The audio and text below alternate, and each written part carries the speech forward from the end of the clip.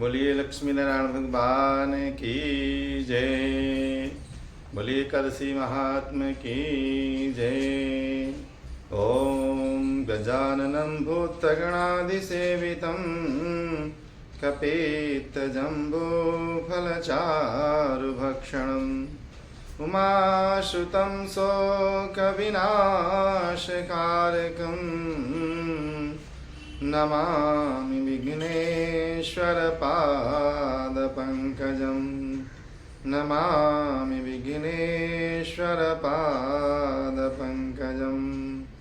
ॐ अम्बे अम्बिके अम्बालिके नमानयति कश्चन ससति अश्वकः शुभद्रिकां कां पीलवासिनीं माम्। ॐ नमो ब्रह्मण्यदेवाय गोब्राह्मणहिताय सा जगद्धिताय कृष्णाय गोविन्दाय नमो नमः। गोविन्दाय नमो नमः। बोलिए बाल गोविंद भगवान की जय। श्री परमात्मने नमः। आज एकादशी का पुण्य पावन दिन है। सारी एकादशियां अपने आप में महत्वपूर्ण हैं और सभी का अपना अपना महत्व है। युधिष्ठिर भगवान से प्रार्थना करते हैं कि प्रभु आपने सभी एकादशियों का महात्मा सविस्तार पूर्वक हमें सुनाया। हे परमात्मा, अब हम आपसे विनम्र विनती करते हुए प्रार्थना करते हैं कि प्रभु आप हमें ज्येष्ठ मास के कृष्ण पक्ष की एकादशी का महात्म्य सुनाइए। हम सुनना चाहते हैं। हे प्रभु आप हमारे ऊपर कृपा कीजिए। युधिष्ठिर की भावपूर्ण वाणी को सुनकर भगवान श्री कृष्ण अति प्रसन्न होते हैं और प्रसन्न चित्त भाव से कहते हैं, हे युधिष्ठिर, इस एकादशी का नाम अपरा एकादशी है। अपरा एकादशी इसे क्यों कहा जाता है? कहते हैं ये इस एकादशी का जो व्रत करता है उसे अपार सुख शांति प्राप्त होती है। जो मनुष्य इस व्रत को करते हैं संसार में उनका यश और कीर्ति चारों तरफ फैलती है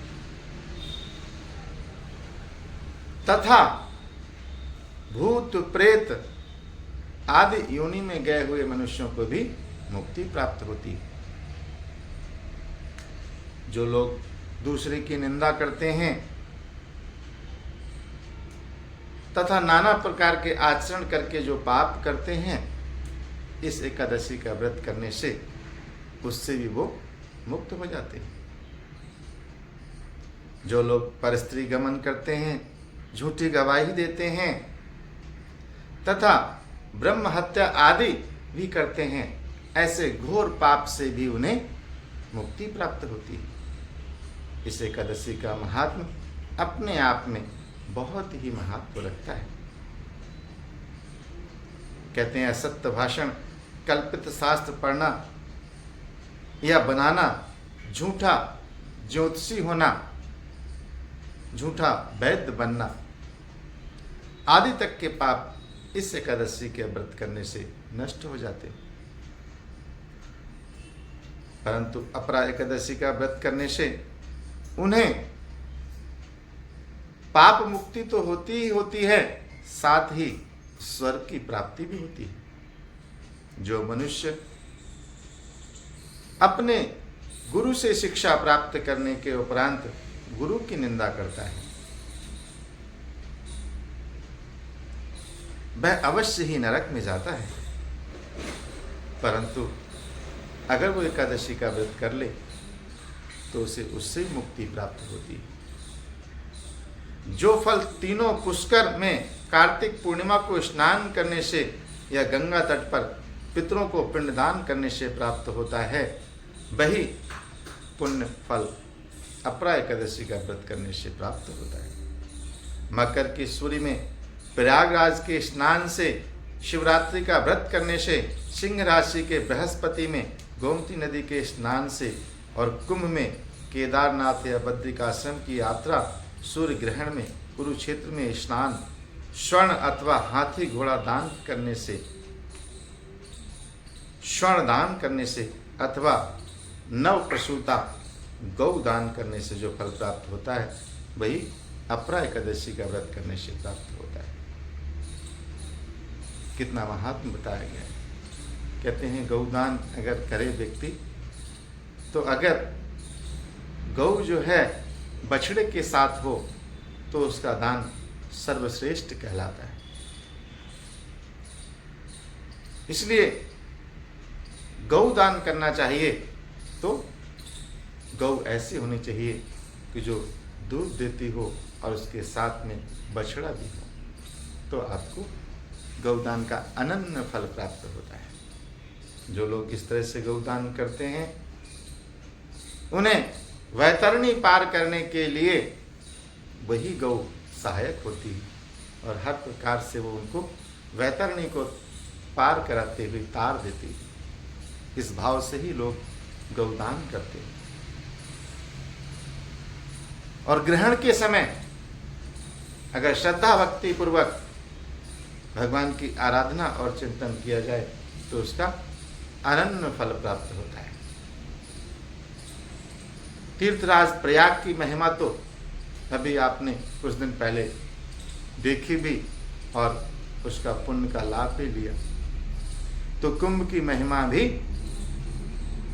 शब्दों से वर्णन नहीं की जा सकती, लेकिन इतने सारे पुण्य कहते हैं अगर आपने श्रद्धा और भक्ति पूर्वक अपरा एकादशी का व्रत कर लिया तो आपको घर बैठे ही प्राप्त हो जाते हैं। कहते हैं यह पाप रूपी वृक्ष को काटने के लिए कुल्हाड़ी के समान है। जैसे वृक्ष को कुल्हाड़ी काट दिया करती है, ऐसे ही धर्म कर्म करने वाले, पुण्य करने वाले, धर्म के पथ पे चलने वाले, भगवान के श्री चरणों में लगन लगाते हुए, भगवान के श्री चरणों का सुमिरन करते हुए अपने जीवन को आगे बढ़ाते हैं, उनका जीवन सार्थक है। हमें ये जो जीवन दिया है ये परमात्मा ने ही दिया है। परमात्मा का दिया हुआ यह जीवन है तो परमात्मा के श्री चरणों में ही अर्पण करना चाहिए। हम नाना प्रकार के जंजालों में फंसे रहते हैं और परमात्मा से कहते हैं तेरा तुझको अर्पण क्या लागे मेरा। मैं भी तेरा हूँ और मेरे पास जो कुछ भी है वो तेरा ही दिया हुआ है। इसलिए हे परमपिता परमेश्वर, मैं तुझे क्या अर्पण कर सकता हूँ? जो कुछ मेरे पास है वो तेरा ही है। तभी कहते हैं तेरा तुझको अर्पण। लेकिन परमात्मा कहते हैं कि मुझे कुछ चाहिए नहीं, मुझे तो बस तेरा भाव चाहिए। अगर तू अपना मन मेरे चरणों में लगा के रखे, मेरा सुमिरन करते हुए अपने काम को करे, तो तेरा जीवन सार्थक हो जाएगा। इसलिए एकादशी व्रत भगवान के सुमिरन के लिए बहुत सहायक होता है।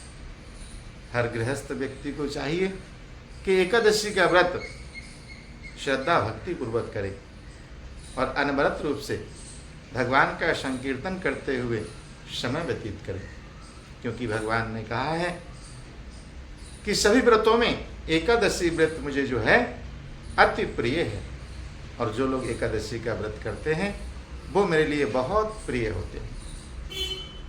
और जो लोग एकादशी का व्रत श्रद्धा भक्ति पूर्वक पालन करते हुए अपना जीवन यापन करते हैं, परमात्मा की अपार कृपा उन्हें प्राप्त होती है। हे राजन, ये अपरा एकादशी की कथा मैंने लोकहित के लिए कही है। इसके पढ़ने अथवा सुनने से मनुष्य सभी तरह के पापों से छूट जाता है और अंत में भगवान के श्री धाम को प्राप्त होता है। बोलिए लक्ष्मी नारायण भगवान की बोलिए एकादशी महात्मा की जय। श्रीमन्नारायण नारायण नारायण, श्रीमन्नारायण नारायण नारायण, श्रीमन्नारायण नारायण नारायण, भजमन नारायण नारायण नारायण, भजमन नारायण नारायण नारायण। जय श्री राधे कृष्णा।